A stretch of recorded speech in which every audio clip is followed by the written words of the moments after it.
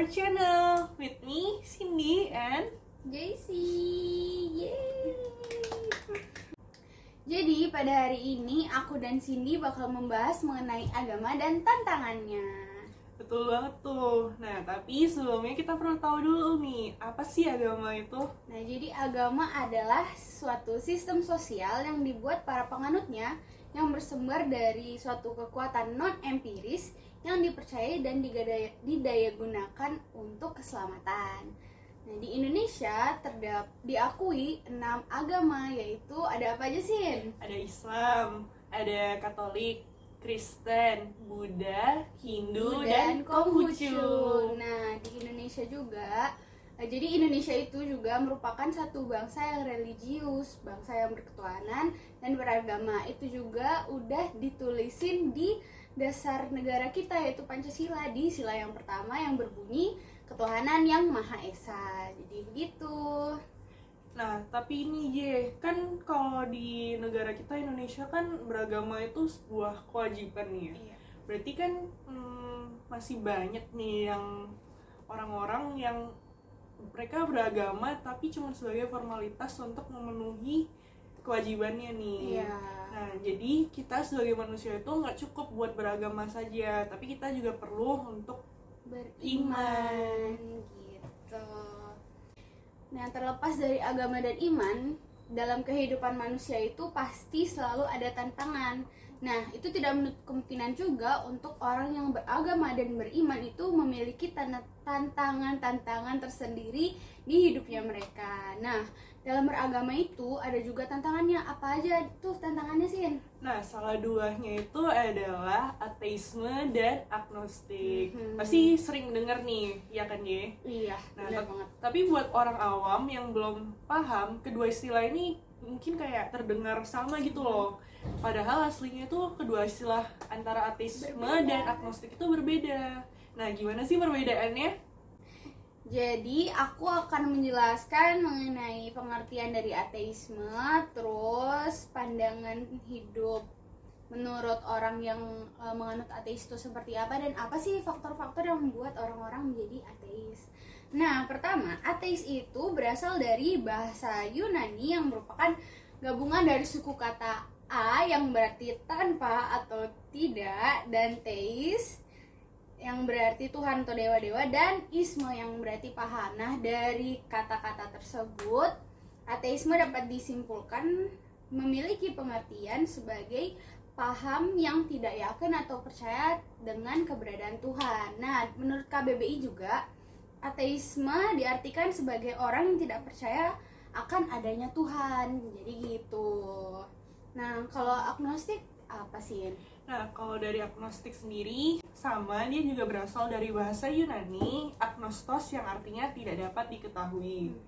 Nah, doktrin agnostik sendiri ini sudah ada dari sejak zaman Yunani kuno, ketika para filsuf saat itu tuh mempertanyakan keberadaan kekuatan tak terlihat atau yang biasa kita sebut sebagai Tuhan. Iya.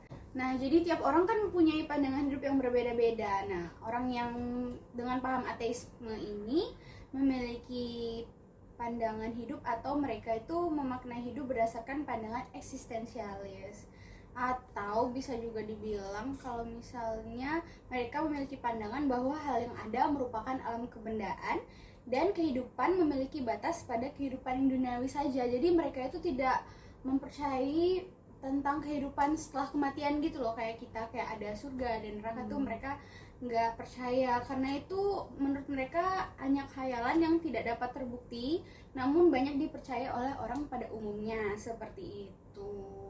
Jadi apa sih yang bisa membuat seseorang itu menganut paham ateisme? Pastinya kan kalau misalnya orang itu memilih suatu keputusan hidup tuh ada alasan dan faktor-faktornya ya. Jadi di sini aku akan membahas mengenai faktor-faktor yang membuat seseorang itu bisa memilih untuk menganut ateisme. Apa aja tuh? Nah, jadi salah satu faktor yang pertama itu radikalisme. Nah, radikalisme sendiri merupakan paham atau gerakan kekerasan yang mengatasnamakan agama. Nah, kenapa ya kalau misalnya ada terjadi radikalisme itu bisa menyebabkan atau menjadi faktor yang mendukung seorang menjadi ateis? Nah, Jadi itu kalau misalnya terjadi radikalisme, orang-orang akan berpikiran bahwa kenapa ya agama itu bukannya mendatangkan perdamaian malah menjadikan kekacauan dan perpecahan. Nah, oleh karena itu ada beberapa orang yang justru menjadi menolak agama setelah melihat adanya kayak orang-orang yang mengatasnamakan agama tapi tuh sikap atau perilakunya tuh tidak sesuai dengan ajaran agamanya gitu. Jadi faktor kedua ada pragmatisme. Pragmatisme sendiri merupakan paham di mana individu hidup dengan tujuan mendapatkan manfaat. Nah, orang yang ateis ini biasanya menimbang-nimbang atau membandingkan antara hidupnya kalau beragama itu seperti apa sih, apa yang didapatkan dari beragama, sedangkan dia juga membandingkan apa sih yang aku dapat dari hidup yang tanpa beragama dan tidak meyakini adanya Tuhan. Nah, biasanya kebanyakan orang yang ateisme itu akan melihat di mana kehidupan yang dengan beragama itu mereka itu tidak menjadi bebas gitu loh, karena ada batasan-batasan di dalam agama seperti itu. Jadi mereka akan memilih untuk menjadi penganut ateisme seperti itu. Oke. Untuk faktor yang ketiga, faktor yang terakhir yang akan aku bahas adalah faktor sains dan ilmu pengetahuan. Nah, kita semua tahu kalau misalnya sejarah terbentuknya manusia kalau menurut ajaran agama dan ilmu pengetahuan yang diajarin di sekolah itu tentu saja berbeda ya. Nah, kalau misalnya ilmu pengetahuan itu lebih percaya bahwa manusia itu ada evolusinya kayak gitu kan. Kalau misalnya agama, tentu saja orang beragama itu kalau misalnya ngomongin tentang terciptanya manusia itu Tuhan yang buat manusia seperti itu kan.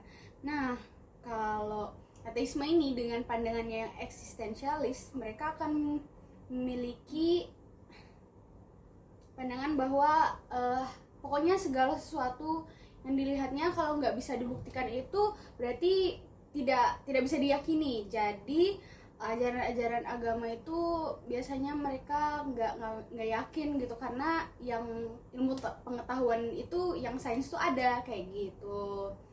Oke, itu aja faktor-faktor yang mendukung orang bisa menganut paham ateisme. Selanjutnya Cindy. Nah, Jay, kan tadi kan kamu udah bahas soal ateis nih. Ternyata ada 3 nih ya faktor yang bisa membuat orang jadi ateis. Iya. Nah, kalau dari agnostik sendiri, dia itu kayak yang tadi aku bilang udah ada sejak Yunani, tapi istilah agnostik sendiri itu mulai dipopulerin itu pas sekitar akhir abad ke-19 oleh seorang biologi Inggris yang bernama Huxley. Nah, dia itu menyebut bahwa awalnya menemukan kata agnostik itu untuk menunjukkan orang-orang yang mirip seperti dia, yang mengaku kalau dia itu tidak tahu apa-apa tentang berbagai hal, termasuk salah satunya adalah mengenai keberadaan Tuhan. Nah, jadi kalau secara kasar itu, prinsipnya Huxley ini menyebut bahwa seorang mengetahui atau percaya bahwa suatu hal itu ada, dalam hal ini tuh Tuhan, itu benar tanpa bukti yang memuaskan secara logis itu adalah salah. Jadi kalau misalnya kita cuma semata-mata bilang Tuhan itu ada tapi nggak ada bukti logisnya, itu menurut Huxley itu adalah suatu hal yang salah. Nah, selanjutnya dia juga berargumen bahwa karena tak satu pun dari kepercayaan itu cukup didukung oleh bukti. Misalnya kayak kita percaya bahwa Tuhan itu ada, ataupun kita percaya bahwa Tuhan itu nggak ada.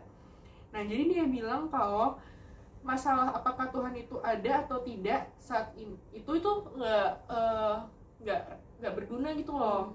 Nah, saat ini istilah agnostik itu sering digunakan untuk merujuk kepada mereka yang mengikuti rekomendasi yang diungkapkan dalam argumen Huxley itu. Jadi agnostik itu buat orang-orang yang percaya sama argumennya Huxley, sama pendapatnya Huxley.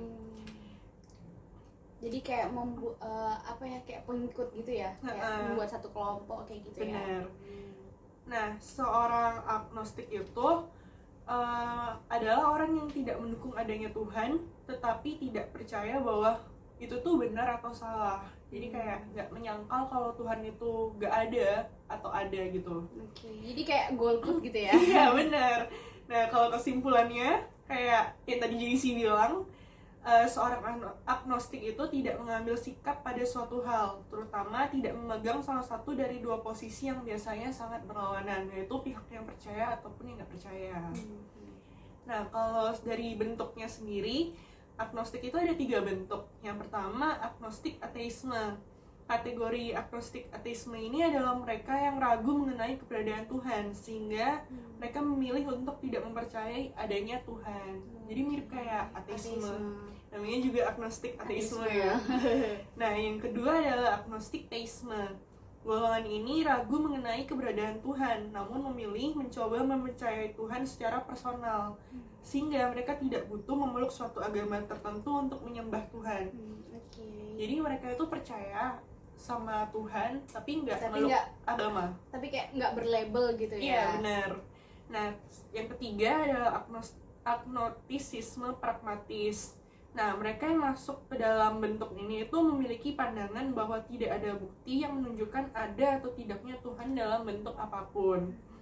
Nah, dan tadi kan aku sempat nyari-nyari nih, searching nih. Iya. Ternyata nih, di Indonesia sendiri tuh ada 2 artis yang ngaku kalau diri mereka itu agnostik loh. Wah, siapa tuh? Nah, yang pertama itu adalah Angela Gilsha. Dia itu pada April 2021 lalu itu mengaku dirinya itu tidak memiliki agama. Baru tahun lalu ya? Iya, benar. Dia mengungkapkan hal itu tuh melalui Instagram story-nya. Tentunya netizen sangat gitu ya. Bener-bener, apalagi di Indonesia. Bener. Nah, dia ada netizen yang bilang nggak punya agama tapi percaya adanya Tuhan. Terus gimana tuh ibadahnya? Bener juga ya. Nah, terus Angelanya bales nih, dia mengaku amat merasakan kehadiran Tuhan di sisinya.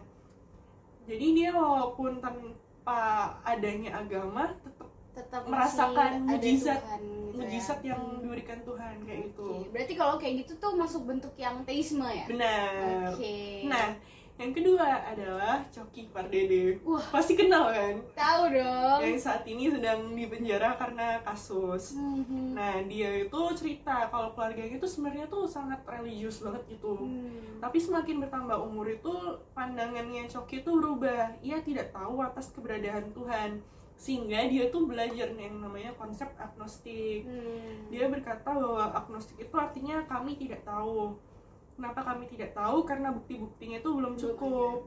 Ya, kalau kayak gini berarti tandanya dia tuh masuk ke yang jenis yang ketiga, yang pragmatis. Yang pragmatis. Seperti itu. Jadi itu aja pembahasan kita pada hari ini. Semoga bisa menjadi manfaat bagi kalian. Amin.